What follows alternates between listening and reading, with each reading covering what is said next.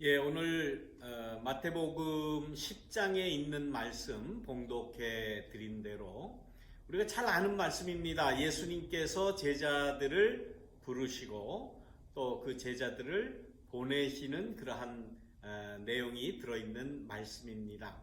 아마 여러분들 처음 예수님을 믿을 때 어떤 형식으로 어떤 형태로 예수를 믿으셨는지 또 어떤 경로를 통해서 교회에 나오시게 됐는지 아마 다 다르실 겁니다.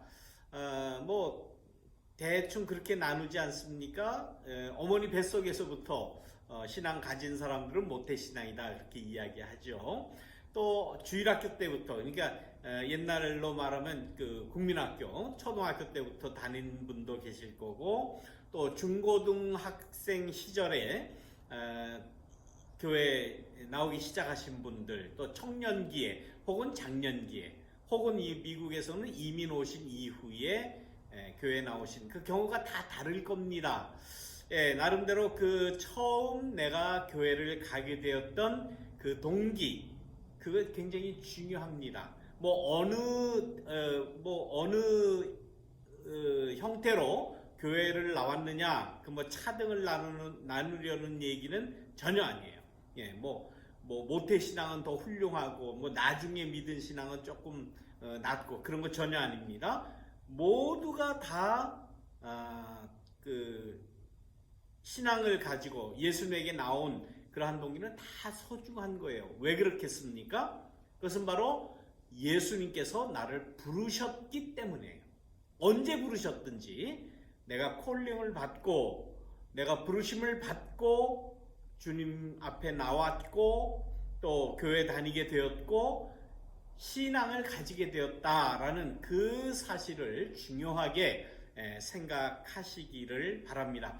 오늘 본문의 말씀은 마태복음 10장에 있는 말씀은 예수님께서 예수님 주변에 그래도 다른 사람보다 훨씬 더 친근하게 더 아주 가까이 삶을 나누면서 생활했던 그런 제자 12제자를 부르시는 그러한 말씀입니다. 뭐 예수님의 제자가 12명만 있었겠습니까? 훨씬 더 많았을 겁니다. 그런데 이제 마태 공동체가 마태 교회가 이 마태복음 써 내려갈 때는 구약의 12지파를 염두에 두고 12명의 제자를 예수님도 두셨다. 이렇게 써 내려가면서 유대 민족, 자기 조상들의 그 족장 시대의 그 신앙을 이렇게 이어받기 위한 하나의 제스처라고 이제 여러분들 보시면 되겠습니다. 예수님의 제자들은 많아요. 심지어 우리까지도 다 예수님의 제자라고 그러지 않습니까? 그래서 내가 살아가는 것은 제자의 삶을 사는 것이고 내 삶을 사는 것이 아니라 예수님의 제자로서 삶을 살아간다. 우리가 이렇게 고백을 하는 겁니다. 오늘 본문 말씀을 보면 예수님께서 제자들을 부르신 내용, 부르신 그런 말씀이 있고 그 부르시면서 왜 부르셨냐? 예수님께서 제자들로 하여금 더러운 귀신을 제어하는 권능을 주시고 그들이 더러운 귀신을 쫓아내고 온갖 질병과 온갖 허약함을 고치게 하셨다. 이게 예수님의 그 부르심에 예수님의 제자를 부르는 그런 목적이 아주 극명하게 나타나 있어요. 더러운 귀신을 내쫓는 것. 내가 제자가 됐다면 내가 더러운 귀신이 무엇인지를 일단은 분별할 수가 있어야 돼요. 우리가 사는 이 세상에서 정말 이 더러운 귀신이 무엇이냐라는 걸 골라낼 수 있어야 돼요. 소위 너도 좋고 나도 좋고 모두가 다 좋게 하자라고 생각을 한다면 더러운 귀신이 누군지, 어떤 행태가, 어떤 언어가, 어떤 말이, 어떤 입장이 더러운 귀신의 논리, 어떤 그 더러운 귀신의 그 입장인지를 구별을 하지 못하면 안 돼요. 분명히 구별할 수 있는 능력을 예수님께서 우리에게 주셨다. 예, 어떤 그 구별할 수 있는 능력이나 그건 이제 나중에 말씀드리도록 하고, 귀신을 쫓아내고 그 다음에 질병을 병 고치는 그러한 능력을 주셨다는 거예요. 그래서 질병을 고치게 하셨다. 그리고 온갖 허약한 것, 연약한 것, 이것을 다 고치게 하셨다. 여러분들 병 고치는 그 은사를 받으셨습니까? 병 고쳐보셨어요? 이렇게 질문을 하면은 조금 당황스럽죠? 예. 우리는 병을 고친다 그러면은 그냥 막연하게 그 불치병을 고친다라고 생각을 하지요. 예수님께서 우리에게 병을 고치는 그런 능력을 주셨는데 우리 왜 하워드 목사님 병을 우리가 못 고쳤습니까? 그런 논리로 생각한다면, 그냥 막연한 그러한 그 병 고침을 우리가 생각한다면 왜 못 고쳤어요? 왜 세상 떠나게 그렇게 놔뒀습니까? 병 고침의 그러한 그 모습이라고 하는 것이 예수님 당시와 지금과는 많이 차이가 나지요. 병 고침의 이야기도 나중에 또 좀 부르도록 그렇게 하겠습니다. 그런데 이 예수님의 이 콜링, 예수님이 제자를 부르신 말씀이 나오고, 그 다음에 2절부터는 12제자의 이름이 나오지 않습니까? 베드로, 시몬, 안드레, 야고보, 요한, 빌립, 바돌로메, 이렇게 12명의 이름이 쭉 나옵니다. 여러분들 그 예수님의 제자 12명의 이름을 다 외우실 수 있으세요? 아마 좀 힘드실걸요? 물론 외우시는 분도 계시리라 생각을 합니다. 저는 주일학교 때 어린이 때부터 이 12명의 제자를 외울 수 있는 그런 노래를 배웠어요. 그게 지금 60년이 지나도록 잊어버리질 않아요. 절대로 예수님의 12제자의 이름은 잊어버리질 않습니다. 그 첫 글자만 따는 거예요. 제가 한번 노래를 한번 해볼까요? 혹시 아시는 분 계실지 모르겠어요. 베안냐요 빌바 도마야 다시가 이것은 12제자 첫머리 글자이니 베안냐요 빌바 도마야 다시가. 그래서 첫 글자 베드로, 안드레, 야고보 이렇게 쭉 해서 12명의 그 이름. 여러분들 노래 간단하니까 여러분들도 기억해 주시기를 바랍니다. 이렇게 12명을 부르시고 그 다음 5절 말씀부터 보면 바로 예수께서 이들 12를 내보내실 때에 라고 하면서 내보내십니다. 다시 말하면 그 복음의 사역을 감당하도록 우리가 파송이라고 그러죠. 선교사만 파송되는 게 아니라 예수님도 제자를 부르셔서 보내시는 거예요. 그래서 이 그 콜링과 샌딩이라고 하는 부르심과 파송이 딱 붙어 있어요. 아마 우리는 조금 의아해할 거예요. 아니 부르셨으면 뭔가 좀 가르쳐주고 보내셔야 되지 않습니까? 훈련을 하고 공부를 하고 수련을 하고 연수를 하고 말하자면 라이센스를 따고 이렇게 해야 하는 거 나가는 거 아닙니까? 아무것도 모르는 상태에서 어떻게 이 복음을 가서 전하겠습니까? 라고 우리는 생각할 거예요. 왜? 지금 교회의 시스템이 그렇게 돼 있기 때문에 그래요. 여러분들 교회 오면 아마 여러 그 성경 공부들 많이 하면서 그런 얘기 많이 들었을 겁니다. 그 평신도 훈련, 평신도 훈련도 초급반, 중급반, 고급반 이렇게 있고, 그거 끝나면은 그 다음에 뭐 합니까? 제자 훈련. 그 다음에 뭐 제자 훈련도 뭐 단계가 많죠. 그 다음에 무슨 뭐 사역자 훈련, 무슨 훈련. 그래가지고 여러 단계를 거치게 만들어 놓고 그것을 해야만 예수님의 복음을 전파할 수 있다라는 그러한 그 사고를 암암리에 지금 우리는 다 주입받고 있어요. 그런데 오늘 본문에도 분명히 나왔지만 예수님은 절대로 그런 거 하지 않았어요. 부르시고 바로 보내는 거예요. 왜? 내가 너희로 하여금 더러운 귀신을 제어하는 권능을 내가 너한테 줬다. 주님으로부터 받은 그 권능으로 우리가 선교도 하는 것이고 복음 전파하는 것이고 복음의 삶을 사는 거지. 평신도 훈련해야 된다고, 뭐 새신자 공부 들어가야 된다고, 뭐 이런 거 다 만들어 놓고 그걸 다 해야 복음 전파하는 것 아니에요. 물론 목사라고 하는 이러한 그 직책을 감당하기에는 물론 전문적인 그러한 교육이 필요합니다. 그래서 뭐 고등학교를 졸업한 이후에 대학 과정을 마친 이후에 그 다음에 목사가 될 수 있는 그러한 그 과정에 들어가죠.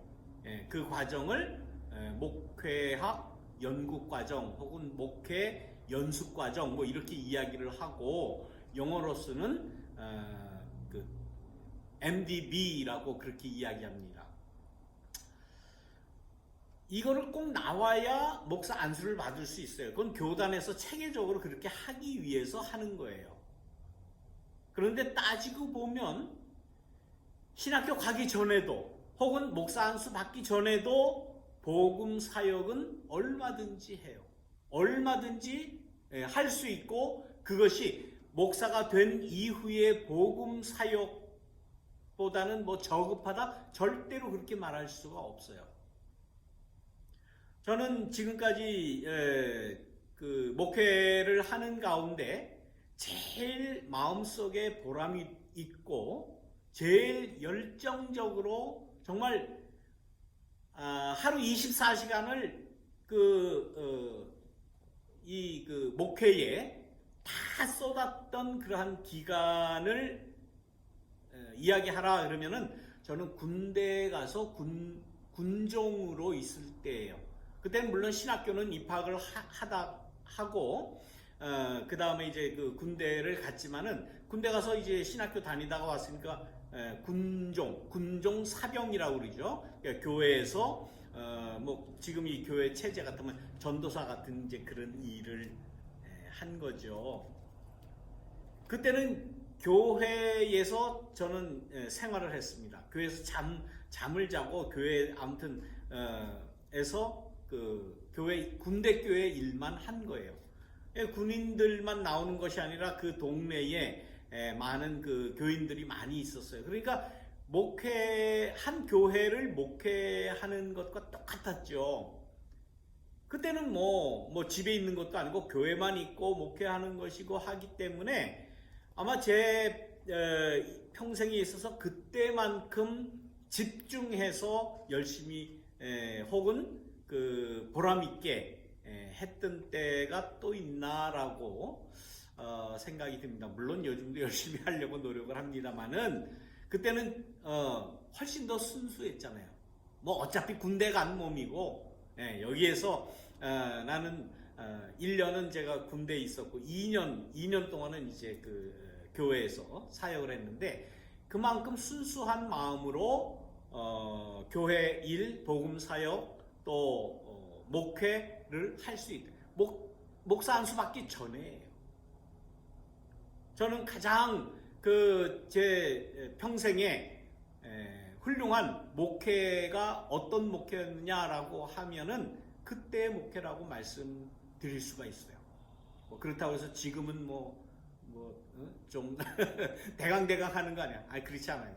이제는 뭐 저도 이제 거의 마지막 목회라고 생각을 하고 우리 사우스베이 장로교회 목회가 마지막으로 생각하고 그때의 가지고 있던 그러한 그 영성, 그 열심 다 쏟아 놓으려고 지금 마음에 준비를 하고 있습니다. 그렇게 하고 있습니다.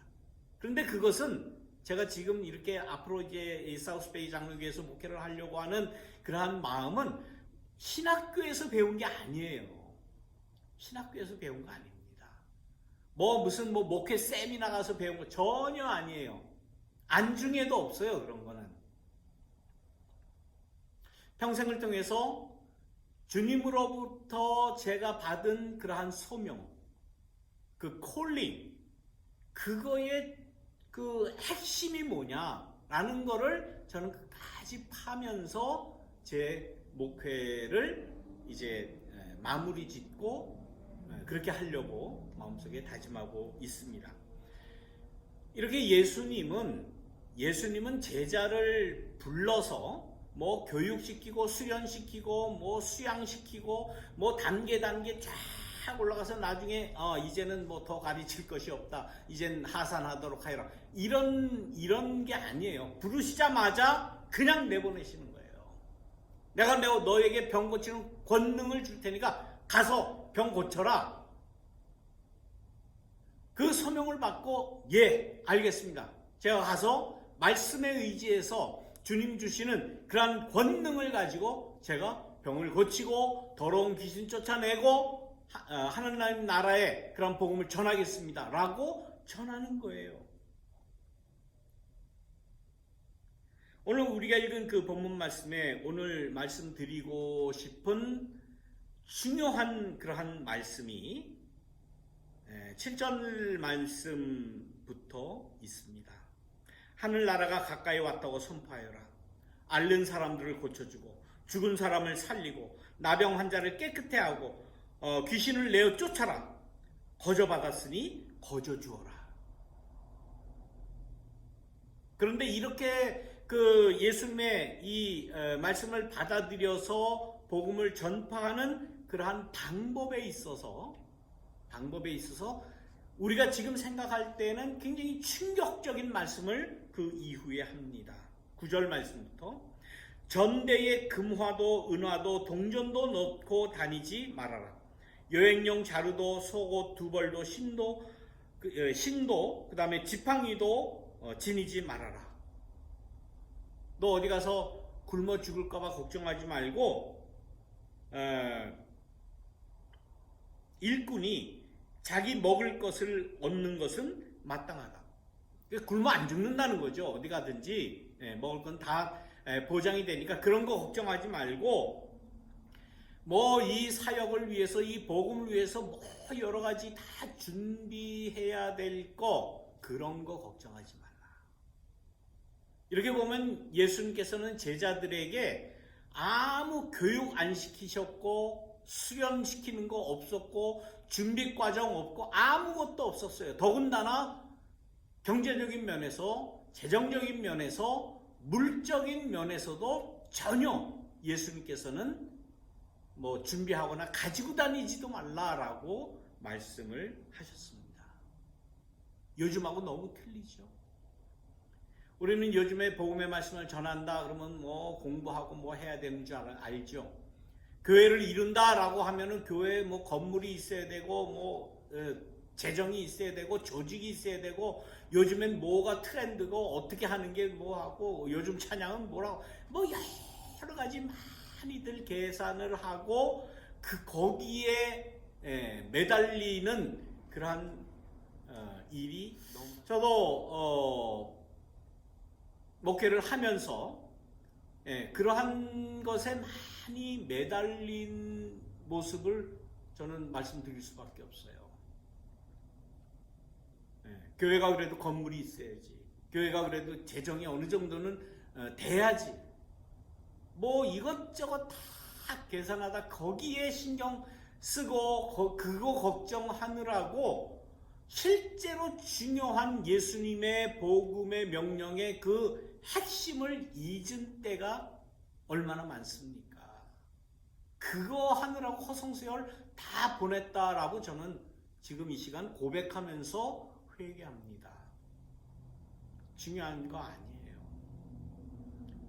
정말 병 나음이 필요한 사람들에게 병 나음을 선포하고 권능을 가지고 치유의 능력을 베푸는 것, 이것이 우리에게 필요한 것 아닙니까? 한국 교회가 요즘 이렇게 아주 좋은 소리 못 듣고 있죠.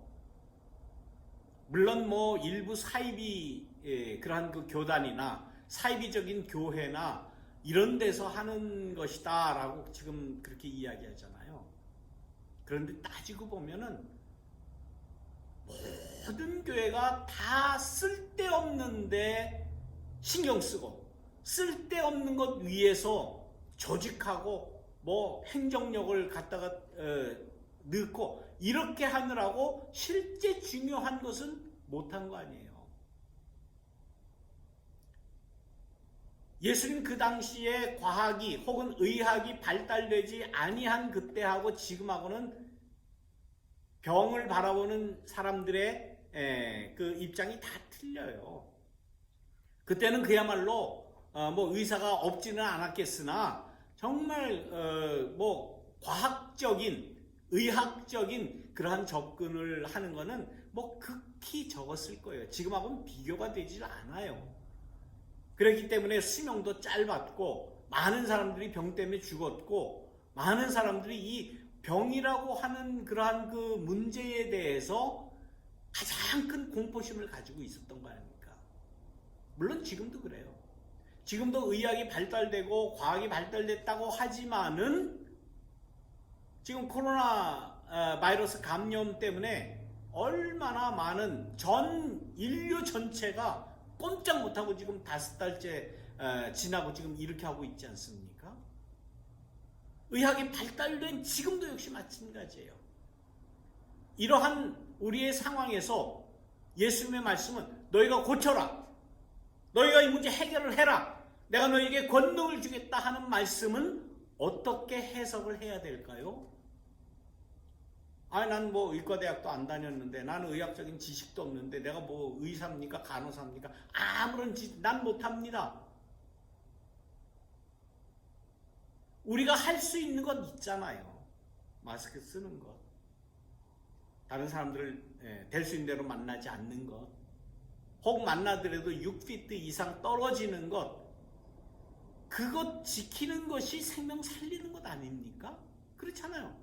우리가 할 수 있는 게 뭐 있어요? 그러나 방역 당국에서 이야기하는 것 그래도 지키면은 어느 정도 감염 안 당할 수 있고 혹 내가 바이러스가 있더라도 다른 사람에게 피해 안 줄 수 있는 그야말로 생명을 살릴 수 있는 길이잖아요. 오늘 이 예수님이 내가 권능을 줄 테니까 약한 사람 다 병든 사람 고쳐라 권능으로, 이 말씀은 어떻게 해석을 할까요? 이 방역 수칙을 철저하게 지키는 것으로 예수님의 복음의 삶을 살 수 있는 거예요. 요즘에 소위 보수교회라고 하는, 한국의 대형교회라고 하는 이 믿는 자들의 이 행태를 한번 보십시오. 정말 이거는 엽기적인 그러한 행태를 하는 것을 보면서 개탄하지 않을 수 없어요. 이 사람들이 예수님을 몰라도 너무나 모르는구나. 예수님이 사람을 살리라고 질병을 또 허약하면서 다 고치게 하라고 말씀하셨지 언제 바이러스 퍼뜨리라고 그랬습니까? 자기네들은 바이러스 안 퍼뜨렸다고 이야기하지만 거기에서 지금 교회에서 그 모임에서 집회에서 바이러스 퍼져가지고 지금 모양이 지금 어떻게 됐습니까? 미국에서도 마찬가지예요. 저 벨리에 있는 그레이스 커뮤니티 처치라고, 제가 벨리에 한 10년 살 때 바로 옆에 그 교회가 있었는데 거기서도 대면 예배 드리고 실내에서 예배 드린다고 지금 방역 당국하고 벌금을 부과한다 안 한다 지금 그렇게 논란이 되지 않습니까? 믿는 사람들이 도대체가 왜 이런지 모르겠어요. 도대체가 왜 이렇게 막무가내며 그건 신앙이 아니에요. 그건 신앙이 아니라고요. 사람을 살리는 그러한 일을 예수님의 명령을 받아서 한다라고 하면은 방역수칙을 지켜야죠. 우리가 같이 이렇게 온라인 예배 드리는 게 예배가 아닙니까? 말씀 선포가 아니에요? 이건 복음의 말씀이 아닙니까? 여기에 우리가 함께 모여서 비록 예배 드리는 그러한 형식은 다를 수 있죠. 좀 답답하지요. 다 답답하고 누구나 다 빨리 교회 나와서 같이 보면서 찬양하고 싶지요. 그런데 지금은 그렇게 하면 온통 바이러스가 번질 위험이 너무나 크기 때문에 지금 그거는 자제하고 온라인으로 하자는 거 아니에요. 하지 말라는 겁니까? 이게 하자는 거 아니에요. 예배 드리자는 거 아니에요. 부득불 교회에 모여서 예배를 드려야만 성령이 임한다. 뭐 성령이 임해서 병균을 다 불살라서 절대 안 걸린다. 안 걸리긴 왜 안 걸려요? 그 교회 목사 지금 바이러스 감염돼가지고 지금 병원에 갔잖아요. 치료받고 있잖아요. 믿음이라고 하는 것 가지고 이렇게 무식하게 노는 모습을 세상 사람들이 지금 뭐라고 봅니까? 인간으로 안 봐요. 개신 교인들 인간으로 안 봅니다. 저 망나니들이고 저거 처단해야 되고 어떻게 하든지 저거 붙들어다 감옥에 갖다 쳐 넣으라고 그러지 잘했다고 그런 사람은 없습니다. 지금 이게 뭐예요 도대체가? 정치적으로는 다 자유가 있어요. 누구를 어떤 정당을 지지하든 어떤 지도자를 내가 선택하든 그거는 개인의 자유예요. 그런데 그 방법에 있어서 이렇게 몰지각하게 반사회적으로 반인륜적으로 사람이 상식이 있어야 될 거 아니에요. 상식이. 더군다나 믿는 사람들이 상식적으로 사고하고 이성적으로 사고하고 친사회적인 공리라고 하는 것이 무엇인지를 조금이라도 염두에 뒀다면은 참 어떻게 이런 말을 해야 될지 모르겠어요. 뭔가 많이 가지려고, 뭔가 내가 가지고 있는 이 신앙이, 내가 믿는 이 하나님이, 예수님이 위대하다는 것을 어떤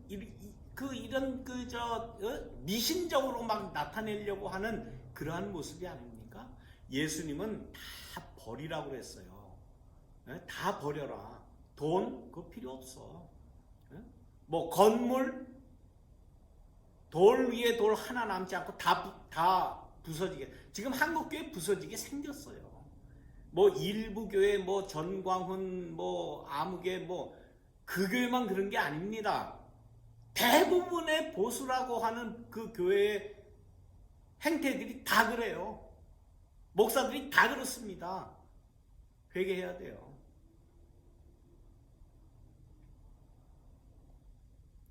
우리는 뭐 많이 가져야, 많이 갖추어야 능력을 행할 수 있다고 하죠. 다 버려야 됩니다. 버려야 돼요. 나는 신앙이 좋아서 구원받았다? 그것도 버리세요. 우리가 하나님 앞에 가는 날까지 하나님 난 부족합니다. 내 모습대로는 내가 구원받기에 너무 부족한 인간입니다 라는 고백을 끝까지 죽을 때까지 해야 되는 게 우리 인간 아니겠습니까? 내가 가지고 있는 신앙이 뭐 좋다, 나는 신앙이 뭐 모태신앙이다, 뭐 나는 뭐 신앙이 뭐 평생을 신앙생활을 했다. 버리세요. 다 그거 버려야 돼요. 이런 거 버리지 않으면 병 고치는 자들을 고칠 수가 없어요. 거기에 매이기 때문에, 그 기득권에 내가 매이기 때문에 능력을 행할 수 없다라고 오늘 예수님은 제자들을 부르시면서, 곧 제자들을 보내시면서 분명하게 이야기합니다. 우리가 버려야 될 것이 뭐겠습니까? 우리 이 코로나 이후에 아무튼 우리의 모든 생활이 다 많이 바뀔 것이고 우리의 신앙도 재점검하고 다시 바꾸어져야 되는데 그 중에 중요한 게 뭐냐? 내가 가지고 있는 신앙의 자만감 버리는 거. 우리가 먼저 그거 버려야 돼요. 뭐 잘난 신앙이라고, 뭐 돈독한 신앙이라고, 당신 신앙 가지고 당신을 구원할 수 있다고 생각합니까? 기독교의 진리는 내 신앙으로 내가 구원받는 것이 아니라 하나님의 은혜로 내가 구원받는다라고 하는 것이 가장 큰, 가장 중요한 우리의 신앙, 우리의 교리 중에 하나예요.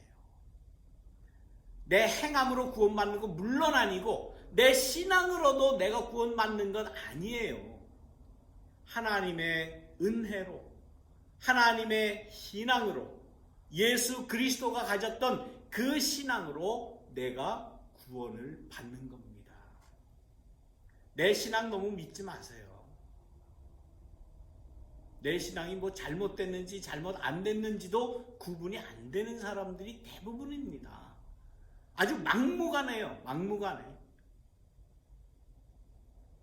이러한 부끄러운 모습을, 부끄러운 그런 그 막무가내 몰상식한 이러한 신앙들을 주장하고 가졌기 때문에 이 코로나 전국에서 한국 교회 같은 저런 몰상식한 일들이 벌어지는 겁니다. 우리는 철저하게 내가 누구에게 소명을 받았느냐, 누구에게 부름을 받았느냐라는 그 생각을 먼저 해야 돼요. 내가 선택해서 내가 교회에 다녔다. 내가 언제부터 깨닫게 되어서 내가 신앙을 가지게 되었다. 천만에 웃기는 말씀이에요. 어떤 형식으로 교회에 발을 들여놓고 신앙의 길로 들어섰던지 간에 예수님의 이 말씀을 내가 분명하게 깨닫는다면 내가 가지고 있는 이 신앙은 부족한 신앙입니다 라고 고백하는 게 성경에 나오는 진실된 신앙에 더 가까운 것 아니겠습니까? 난 내가 선택해서 신앙의 길로 들어섰는지 알았는데 신앙이 성숙되다 보니 예수님의 말씀을 내가 보다 보니 예수님이 나를 선택하셨습니다. 그리고 나에게 권능을 주셨습니다. 나를 보내셔서 예수님의 말씀대로 살게 하셨습니다. 라고 고백되는 것이 가장 건강한, 바람직한, 순수한 그러한 신앙의 단계가 아니겠습니까? 사도 바울은 그런 말씀을 합니다. 빌립보서 3장 12절에 내가 이미 얻었다 함도 아니요 온전히 이루었다 함도 아니다라는 거예요. 오직 내가 그리스도 예수께 잡힌 바 된 그것을 잡으려고 쫓아가노라. 위대한 정말 신앙의 아름다운 모습 아닙니까? 참 이 말씀 기가 막힌 말씀입니다. 온전히 이루었다는 거 아니에요. 난 뭐 구원받았다, 난 뭐 하늘나라에 난 내 자리 하나 분양받았다, 그런 거 아니에요. 온전히 내가 다 이뤘다, 난 이런 것도 하고 저런 것도 하고 뭐 이런 사역도 하고 저런 사역, 그거 아니라는 거예요. 사도 바울의 얘기입니다. 사도 바울의. 내가 신앙을 가지고 있는 것은 단 한 가지, 내가 그리스도로부터 그리스도 예수께 내가 잡힌 바 됐다는 거예요.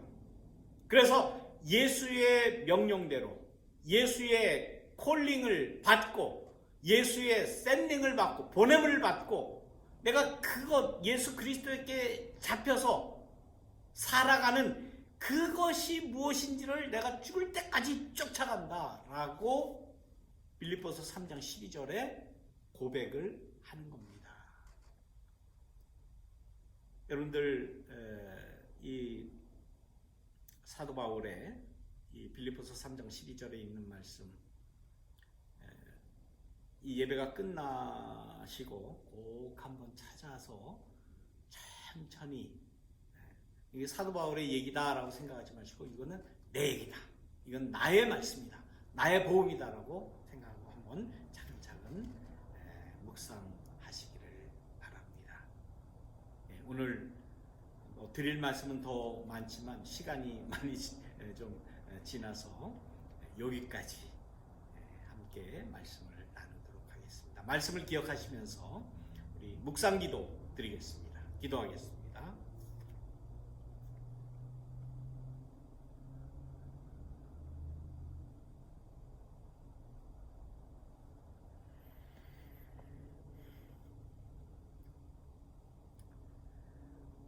우리를 구원하신 주님,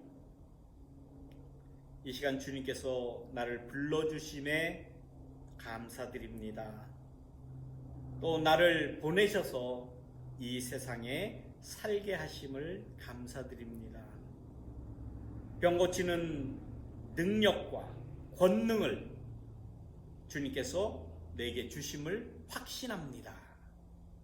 하나님, 내가 처해 있는 이 자리에서 주의 권능을 주의 뜻대로 행하며 살아갈 수 있도록 인도하여 주옵소서.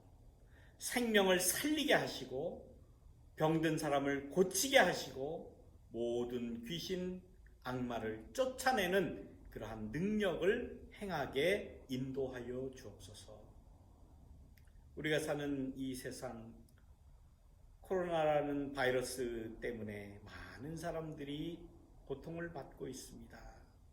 우리의 삶 속에서 이 코로나 바이러스를 퇴치할 수 있도록 인도하시고 병든 자를 고칠 수 있는 우리의 삶의 행태가 이루어질 수 있도록 인도하여 주옵소서. 주님께서 우리와 함께 해주심을 믿사오며 예수님의 이름으로 기도드리옵나이다.